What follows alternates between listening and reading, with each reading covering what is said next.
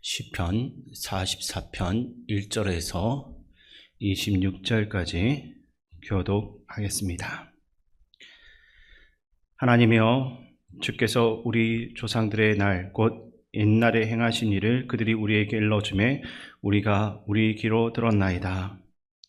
주께서 주의 손으로 뭇 백성을 내쫓으시고 우리 조상들을 이 땅에 뿌리박게 하시며 주께서 다른 민족들은 고달프게 하시고 우리 조상들은 번성하게 하셨나이다.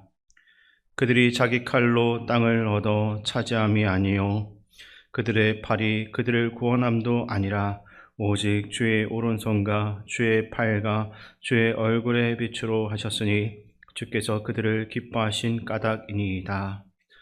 하나님이여, 주는 나의 왕이시니 야곱에게 구원을 베푸소서. 우리가 주를 의지하여 우리 대적을 누르고 우리를 치러 일어나는 자를 주의 이름으로 밟으리이다.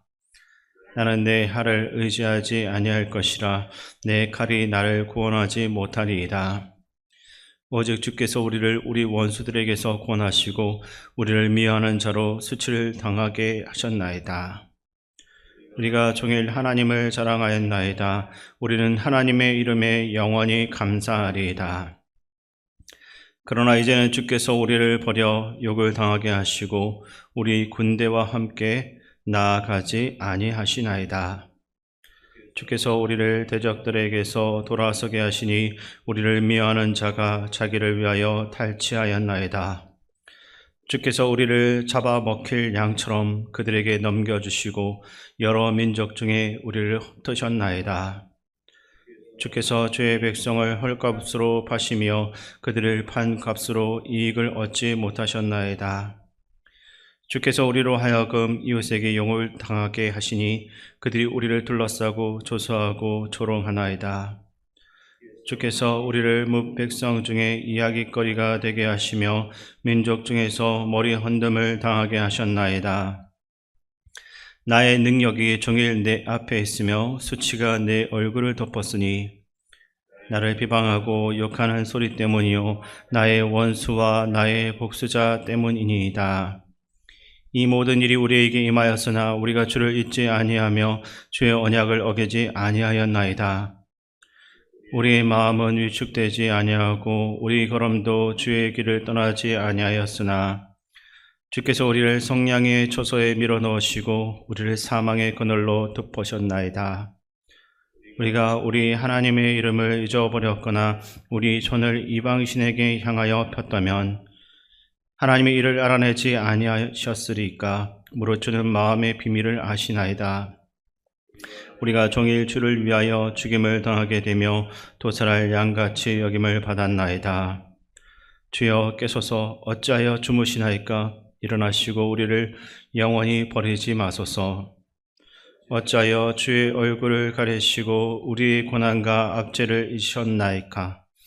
우리 영혼은 진토 속에 파묻히고 우리 몸은 땅에 붙었나이다. 일어나 우리를 도우소서. 주의 인자하심으로 말미암아 우리를 구원하소서. 아멘.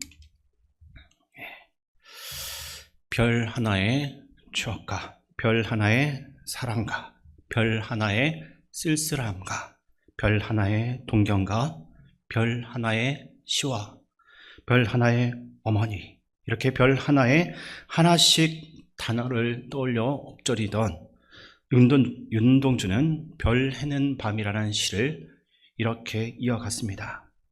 이네들은 너무나 멀리 있습니다. 별이 아수라에 멀듯이 어머님, 그리고 당신은 멀리 북간도에 계십니다. 나는 무엇인지 그리워 이 많은 별빛이 내린 언덕 위에 내 이름자를 써보고 흙으로 덮어버렸습니다. 시인 윤동주는 현재의 고통스러운 현실을 마주한 상황에서 별을 헤면서 섬세하게 과거를 그리고 있습니다. 별을 보며 과거의 상념에 잠겨 있지만 이내 그 과거가 너무 자신에게서 멀리 있다라는 것을 깨닫습니다. 별을 세고 있는 지금이 칠흑같이 어두운 밤이다라는 것을 깨닫고 자기 이름을 흙으로 덮어버리고 있습니다. 오늘 본문을 기록했던 시인도 과거를 회상하며 그리워하기는 하지만 현실의 고통 가운데서 처절하게 아파하고 있습니다. 우리는 본문에 기록된 시간적 표현을 주목해 볼 필요가 있습니다. 1절을 보시게 되면 옛날에라는 표현이 등장하고 9절에는 그러나 이제는 이라는 표현이 나올 것입니다.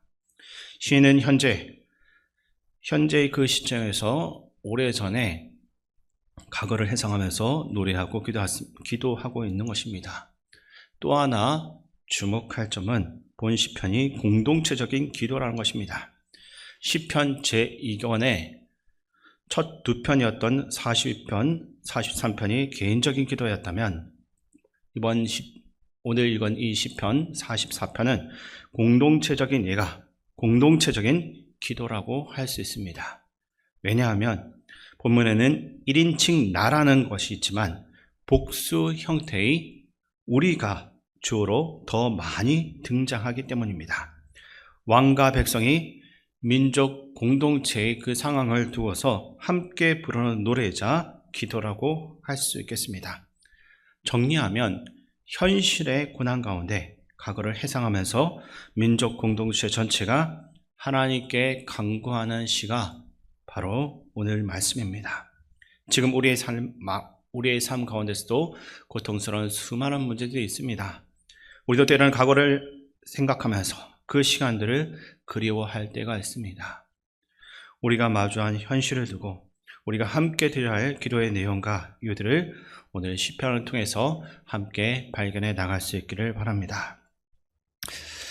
기도자는 과거에 하나님이 그의 조상들의 행하신 일들을 기억하고 있는 것으로 보여지고 있습니다. 하나님은 대적을 친히 내쫓고 그 땅에 정착하게 하시고 번성하게 만드셨습니다. 조상들의 힘과 능력으로 된 것이 아니라 3절에 기록된 것처럼 오직 주의 오른손과 주의 팔, 주의 얼굴빛으로 하셨다라고 말하고 있습니다. 시인은 원수들에게서 구원하시고 승리를 주신 하나님의 이름을 찬양하고 있습니다. 우리에게도 이런 평화로운 과거로 기억되는 시기가 분명히 있을 것입니다. 하나님을 향해 주님은 나의 왕이시라고 평안한 마음으로 고백했던 적도 있습니다. 가정이 평안하고 부부관계가 원만하며 자녀가 잘 되고 내가 하던 그 사업은 계속해서 잘 풀릴 때가 있습니다. 모든 것이 은혜라고 뜨겁게 찬양하는 시간이 있었던 것입니다. 그런데 문제는 그 감사와 찬양이 계속해서 이어질 수는 없다는 것입니다. 9절을 보시면 그러나 이제는 이라는 말이 나오는데 시인의 노래는 금세 여기서부터 애가와 탄식으로 바뀌고 있습니다. 백성들은 비참하게 되고 탈취하고 흩어지고 말았습니다. 조소와 조롱과 수치와 비방을 당합니다. 9절이 현재의 상황에 대한 요약이자 암시입니다. 우리 군대와 함께 나아가지 아니하시나이다. 전쟁에서 철저하게 패배했다는 것을 알려주고 있습니다. 12절에서 백성들의 언어는 더 거세지고 있습니다. 12절 말씀을 공동번역으로 보시면 이렇게 나와 있습니다. 돈벌이도 안 되는 일인데 헐값으로 당신 백성을 파셨습니다. 치욕스러운 패배를 두고 하나님께 아주 격렬하게 항의를 하고 있습니다. 감사와 찬양이 끊어지니 하나님을 향한 원망으로 나타난 것입니다. 또한 우리는 주를 잊지 않았다고, 언약을 잊지 않았다고, 주의 길을 결코 함부로 떠나지 않았다고, 그래서 결백하다고 말합니다. 항변하고 하소연한 것입니다. 백성들과 민족 공동체가 현실에 대해 느끼는 감정을 하나님께 결론적으로 말씀드리는 그 구절이 22절입니다. 22절 말씀 같이 한번 읽어보겠습니다. 우리가 종일 주를 위하여 죽임을 당하게 되며 도살할 양같이 여김을 받았나이다. 아멘. 이것을 또 세 번역으로 보시게 되면 우리가 날마다 죽임을 당하며 잡아먹힐 양과 같은 처지가 된 것은 주님 당신 때문입니다. 하나님을 향해 우리는 도살당할 양처럼 죽게 되었다라고 말하는 것입니다. 9절부터 시인이 거듭하여 계속해서 주께서라는 주어를 사용함으로써 지금 당하는 그 모든 재앙들이 그 재난이 하나님께서 하신 일이다라고 묘사를 하고 있습니다. 11절을 또 보시면 주께서 우리를 잡아먹힐 양처럼 그들에게 넘겨주시고라고 합니다. 신은 일관되게 하나님께 항변하고 하나님께 화를 내고 있습니다. 우리는 죽음의 심판만 남은 존재다라고, 번제단 위에 어차피 죽게 될 양이다라고, 이게 다 하나님 때문이다라면서 하나님을 고발하고 있는 것입니다. 좀 더 가격하게 의역을 하자면 이런 말입니다.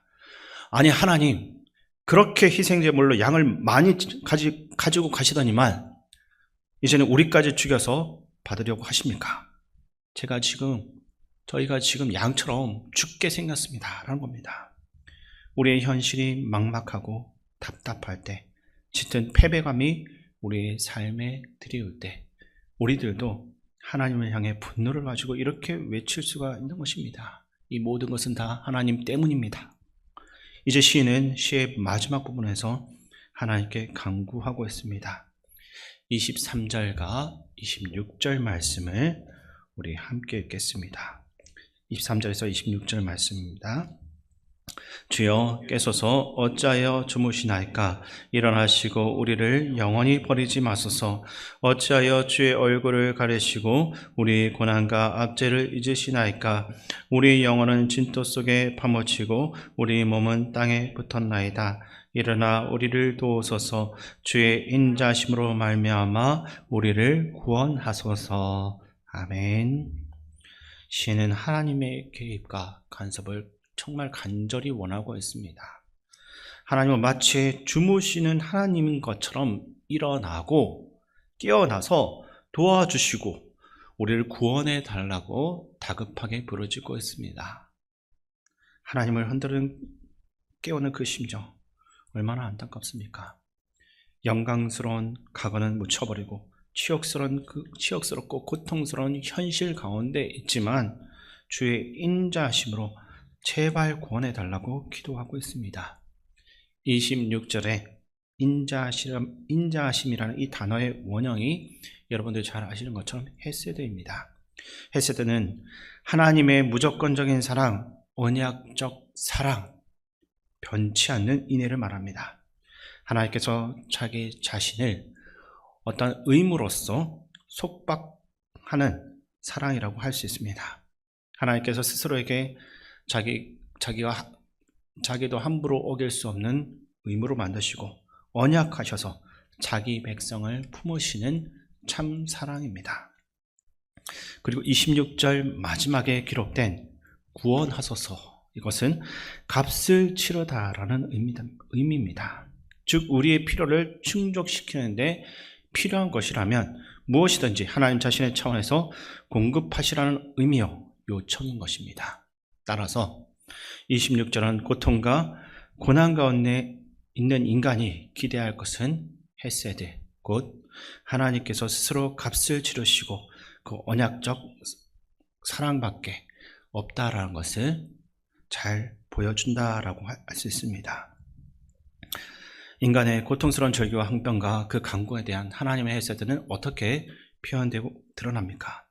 그 답을 우리는 구약과 신약의 성경 구절 두 곳을 통해서 확인할 수 있습니다. 먼저 이사야 53장 6절에서 7절입니다. 그 말씀을 보시면 우리는 다 양 같아서 그렇게 행하여 각기 제 길로 갔거늘 여호와께서는 우리 모두의 죄악을 그에게 담당시키셨도다. 그가 곤욕을 당하여 괴로울 때에도 그의 입을 열지 아니하였으며 마치 도수장으로 끌려가는 어린 양과 털 깎는 자 앞에서 잠잠한 양같이 그의 입을 열지 아니하였도다. 아멘. 이 구절은 그렇게 행하여 각기 제 길로 가고 있는 양 같은 우리를 위해 예수 그리스도께서 도수장으로 끌려가는 어린 양이 되실 것이다 라는 것을 예언했습니다. 또한 사도 바울은 신약 로마서 8장에서 오늘 본문 시편 44편 22절 말씀을 인용했습니다. 그 말씀을 보면 기록된 바 우리가 종일 주를 위하여 죽임을 당하게 되며 도살당할 양같이 여김을 받았나이다, 이렇게 나와 있습니다. 도살당할 양같이 매일매일 죽을 것 같은 그런 하루를 보내지만 그 대신 도살당할 양으로 십자가에서 죽음을 경험하신 분이 바로 예수님이다라는 것입니다. 그래서 우리는 이 시편을 십자가에서 어린 양으로 돌아가신 예수 그리스도의 그 관점으로서 읽어 나가야 될 것입니다.